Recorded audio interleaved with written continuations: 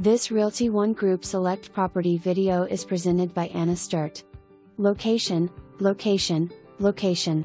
Lot/house in the heart of Cornelius, next to the Peninsula Subdivision.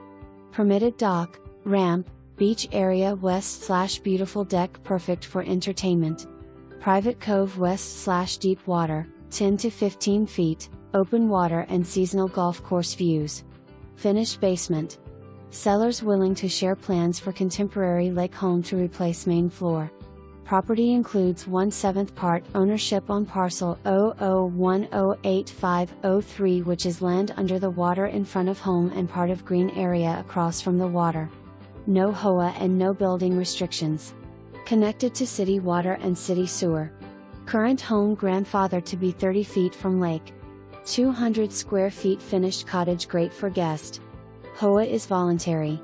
It includes access to 1.1 acre Diane Shores Community Lake lot, which has a beach and open area west/picnic tables, kayak area and paddle board storage rack.